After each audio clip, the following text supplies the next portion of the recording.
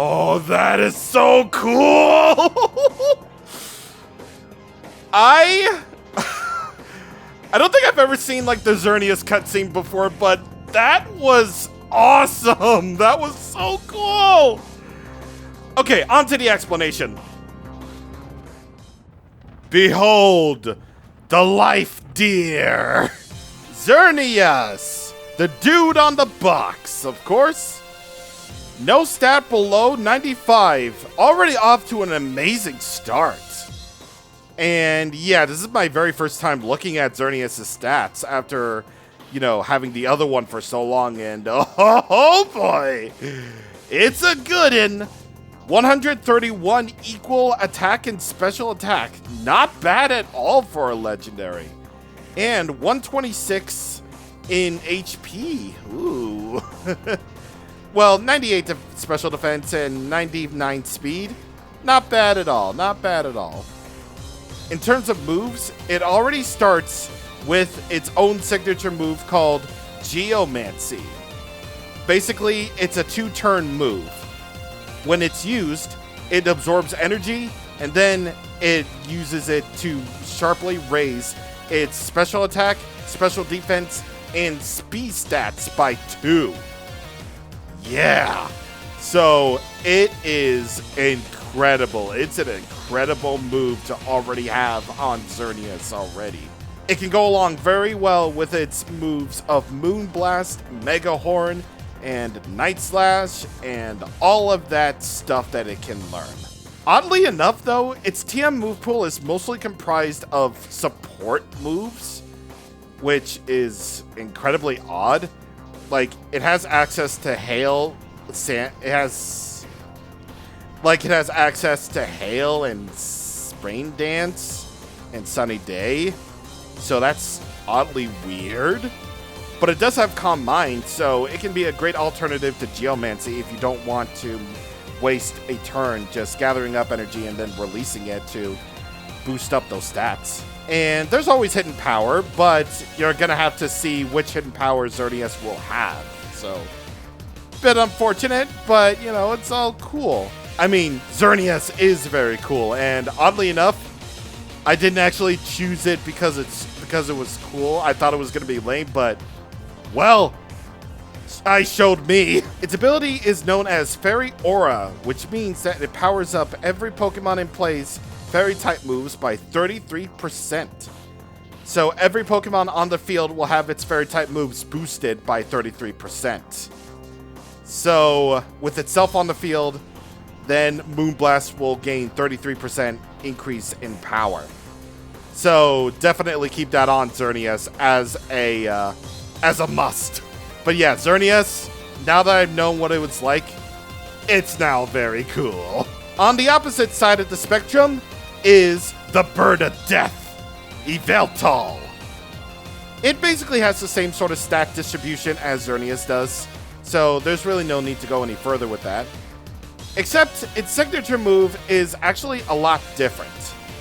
It has the signature move called Oblivion Wing, a flying type special attack that's 80 power and 100% accurate.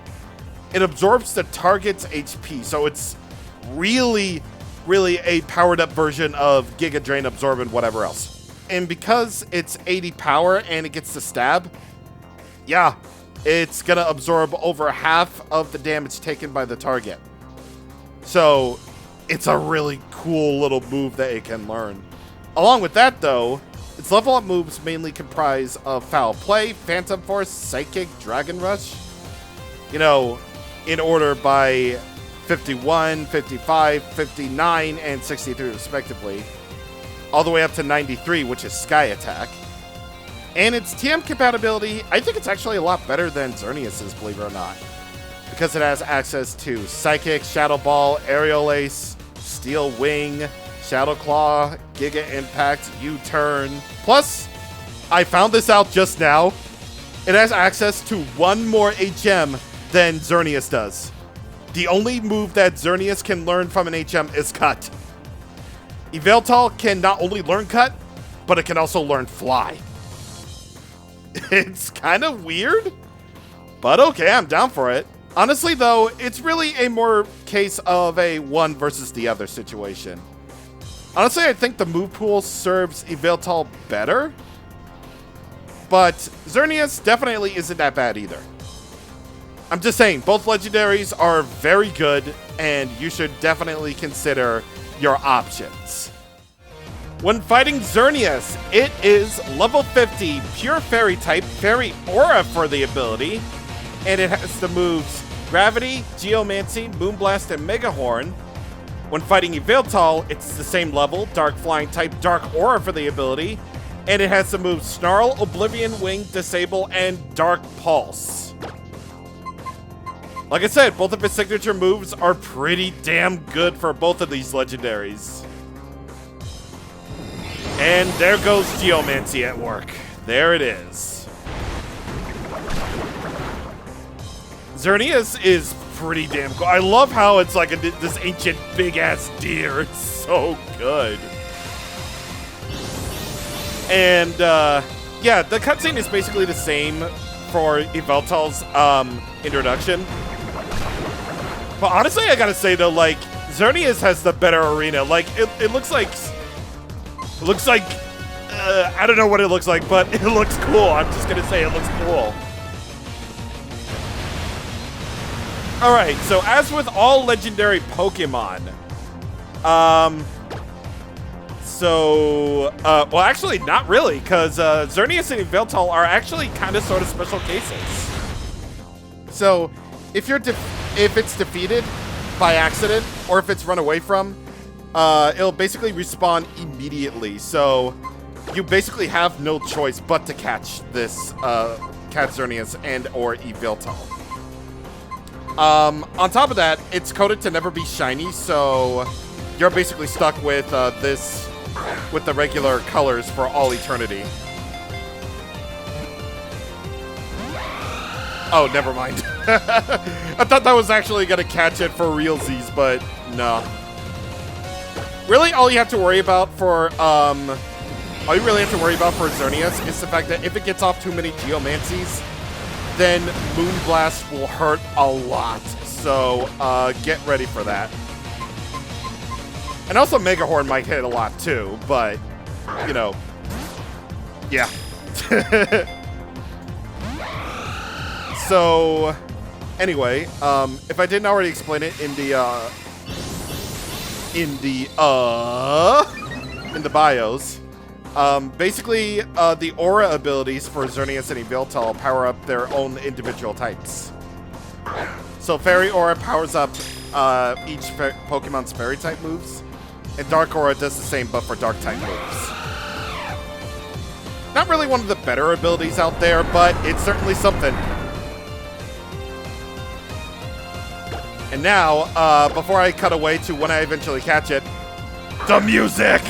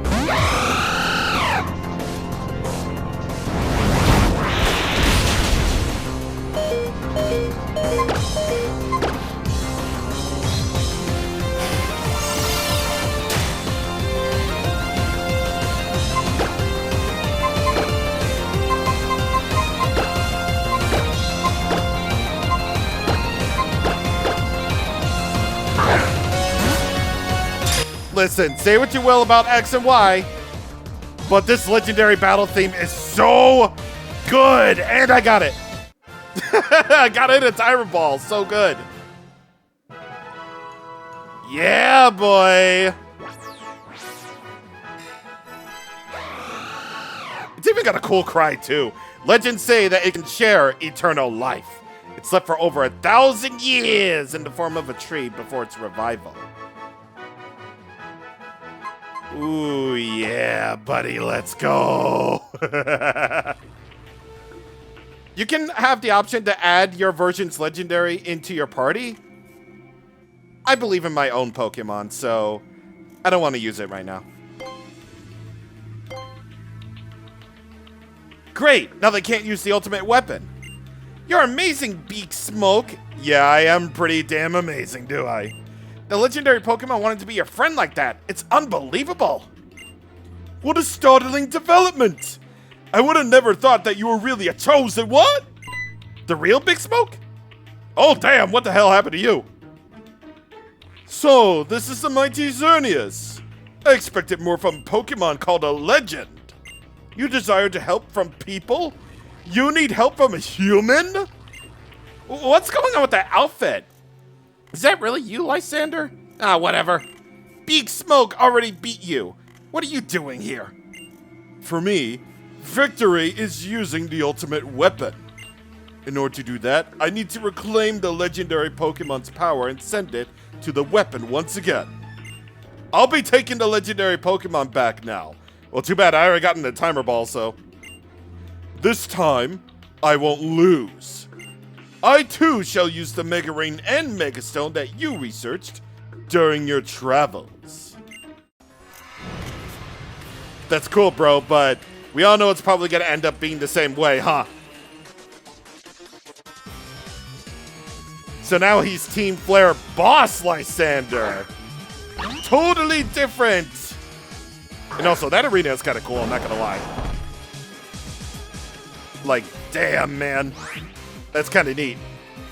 Mean Chow is level 49. You know what type it is, you know what ability it has. And it has the moves Sword Stance, High Jump Kick, and Acrobatics. Again, I feel like we've been here before.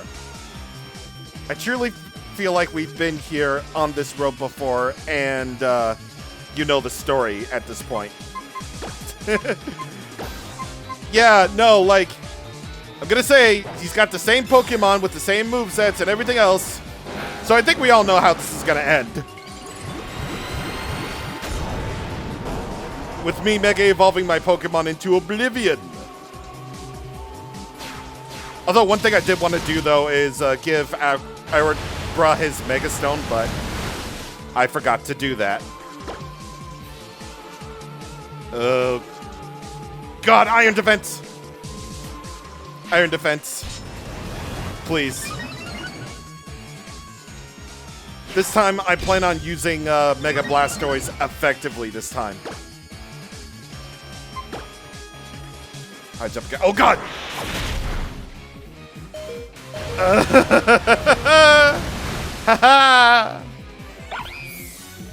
Now, with either Xerneas or Yveltal in your party, this battle definitely could be a lot easier for you.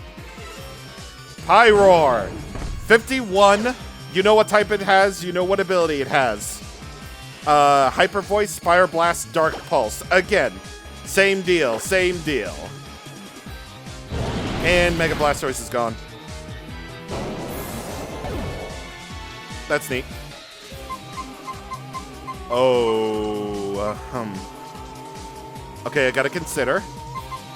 All the moves are special, so I'm gonna bring in the womb. Fire Blast. Why not Dark Pulse?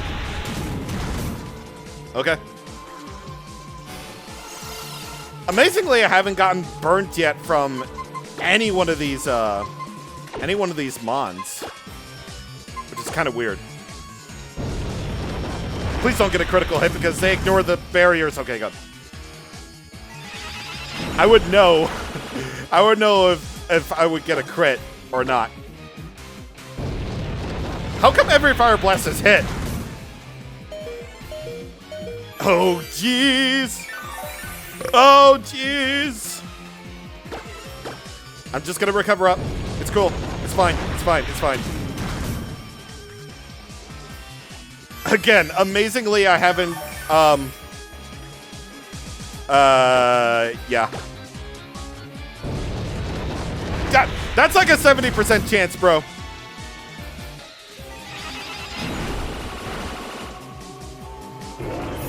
There. 50.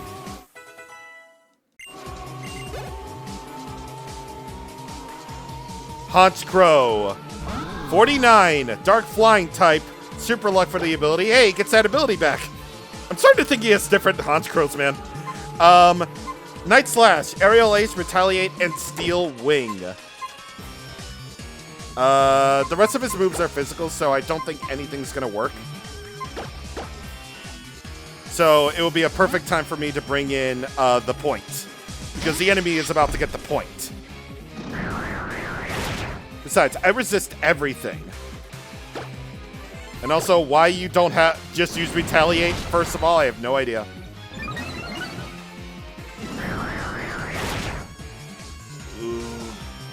Okay. All right, we're doing fine. We're doing fine. We're doing fine. This is fine.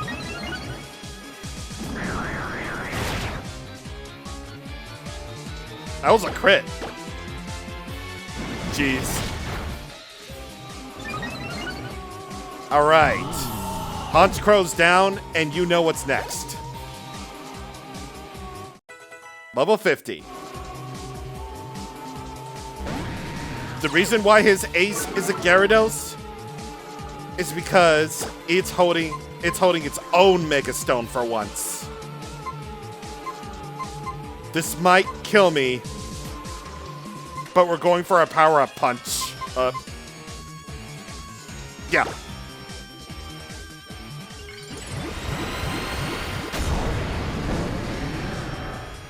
And there it is. Oh, wait. Oh, do I win? No. I don't win. Well, shit. Well, there it is. Yep. Mega Gyarados, man. Mega Gyarados. Mega Gyarados gains Mold Breaker. So now it can attack regardless of the opponent's abilities. It has Earthquake. It doesn't matter if you have Levitate, it can hit with Earthquake. On top of that, those increased stats don't lie. Gyarados was already a good enough Pokemon as it was, but now, despite the fact that it changes to Water Dark type, it's still one of the better higher tier Mega Evolutions out there. Plus it looks like a shrimp and it's really cool. Ooh, this could be bad. This could be bad for me. All right. I'm going to go Fly Up. I'm going to Fly Up now. And I wouldn't have believed it, but someone other than Karina finally uses Mega Evolution, and it's one of the more deadly Megas out there. So I'm like, oh, jeez. Thankfully, that Water Dark type means that it can be really affected by fighting type moves now.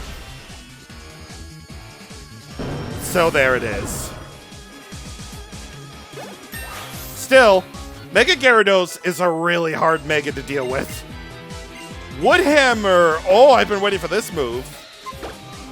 It may cause recoil damage, but I feel like I want to take the risk.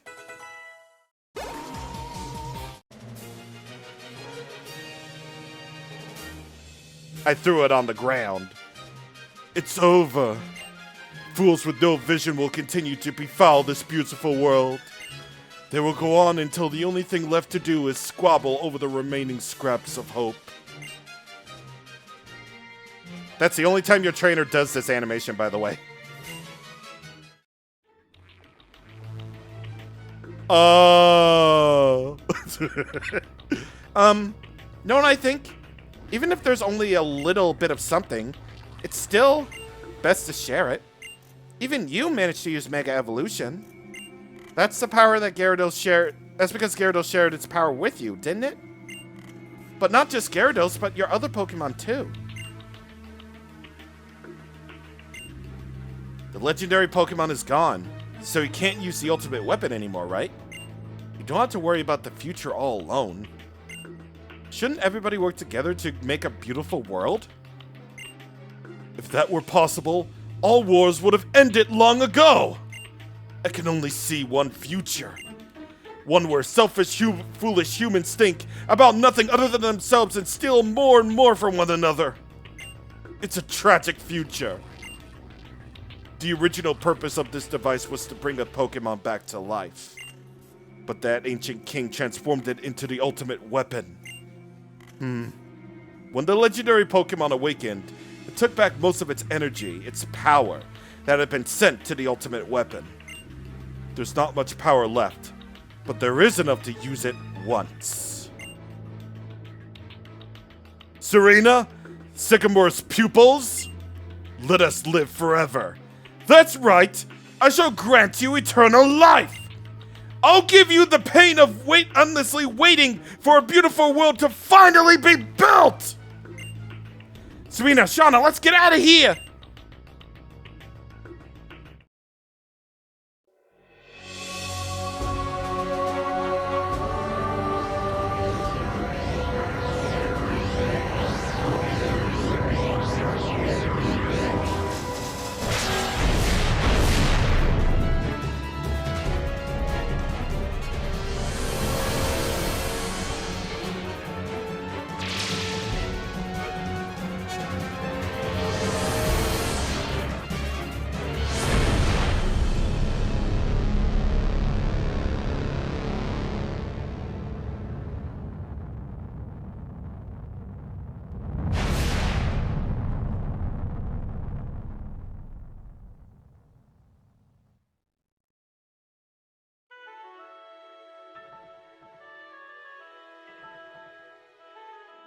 Holy shit, he fucking dead.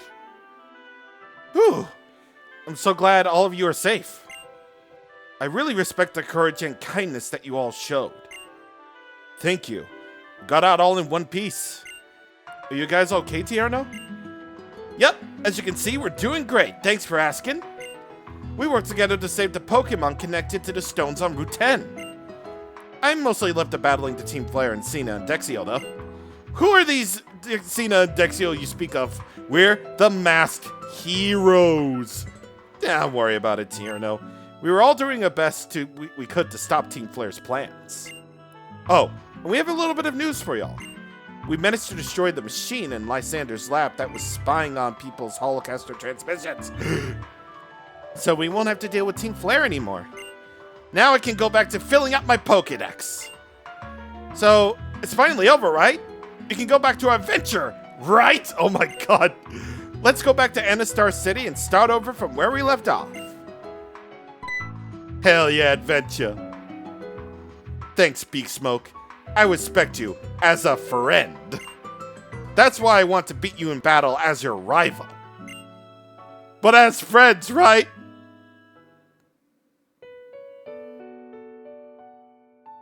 A long time ago.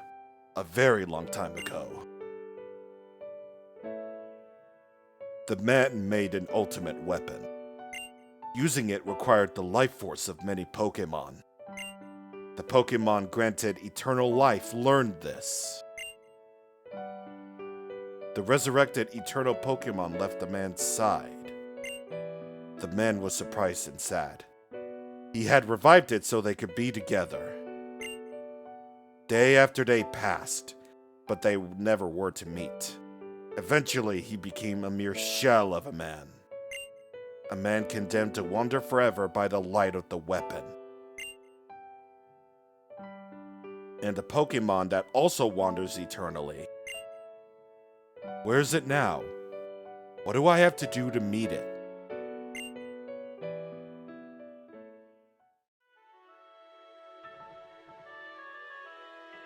I'm sure the cool dude will find some way. Well, that's that. That is indeed that for Team Flare and the saga of the villains of Team Flare. Definitely, probably some of the weaker evil teams out there, you know, before they just became goons and everything. Like, I do want to say, I like the grunts, alright? I do like the grunts. And, like, they're pretty funny, they're pretty cool like that. They're all about style and grace and coolness. I will say that for sure. The scientists of Team Flare could have been fleshed out a whole lot more and a lot more memorable than they really could have been. But, if I want to say that the real twist of Team Flare was the whole genocide part, then you definitely believe me, because even with my stupid 20-year-old brain when this first game came out, it's like, I knew that Lysander would probably be a bad guy. I mean, he definitely just looks like the part of a bad guy. He really does. And I'm pretty sure everyone else guessed on that part, too. And on top of that, though, like, his talk of wanting a more beautiful world and not wanting the world to become, like, ugly as shit. Like, okay, that's villain talk right there. Like, even... Like, if you ever saw those Pro ZD videos, then he probably gained some inspiration from this game also. He definitely did.